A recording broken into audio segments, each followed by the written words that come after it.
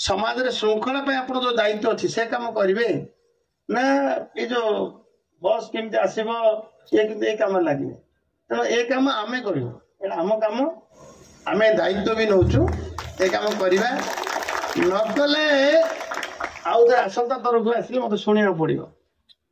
सिपाही मानक श्रृंखलित कार्यधारा ए समाज पाई अत्यंत गुरुत्वपूर्ण अटे। एही भली धारा बजाय रहिले आगामी दिन में देश राज्य एवं आम समाज उन्नत हो पारिबो बोली राज्य परिवहन वाणिज्य खनि इस्पात मंत्री विभूति भूषण जेना मुख्य अतिथि भाव में जोगदे कहिथिले।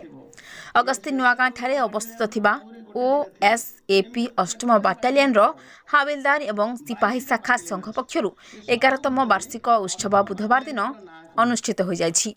सिपाही हाविलदार संघर सभापति जसवंत स्वाई सभापतित्व में अनुष्ठित एही कार्यक्रम रे मुख्य अतिथि भाव में परिवहन एवं वाणिज्य इस्पात एवं खनि मंत्री विभूति भूषण जेना जोग देइछन्ति।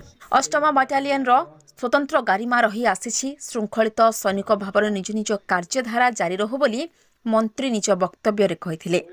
एहा सहित बाटालियन रे थिबा विभिन्न समस्या पर्याय भित्तिरे समाधान कराजिबो बोली मंत्री प्रतिश्रुति दैछन्ति।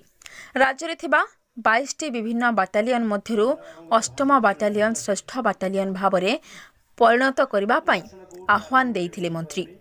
सम्मानित अतिथि भाव में पूर्वतन उपबाचस्पति रामचंद्र पंडा, पूर्वतन गंजाम ब्लॉक अध्यक्ष प्रशांत नायक, 8मा बाटालियन दुर्गापति श्री शारदा प्रसाद दास, राज्य हाविलदार एवं सिपाही संघर सभापति अनिल कुमार षंढ, संपादक किशोर कुमार महांती, कोषाध्यक्ष गौरी मिश्र, 8मा बाटालियन संघर संपादक जगन्नाथ सेठी संपादकीय विवरणी पाठ करथिले।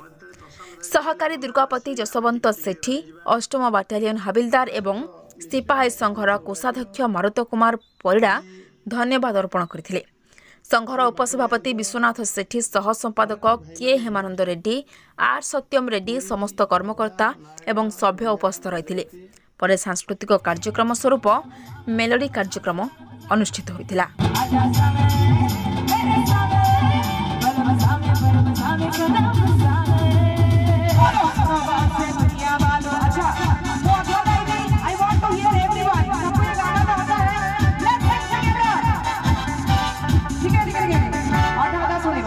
सुनगर से दुनिया बात बलामी बलामी कोते मुंडो हसबला हसबला हसबला रे हसगला भीमंतु तोरना रजनी गंधा रजनी गंधा रजनी गंधा रजनी गंधा समस्त मिसिकी गोठरे मो सहित कहबे जय जगन्नाथ। बहुत सुंदर।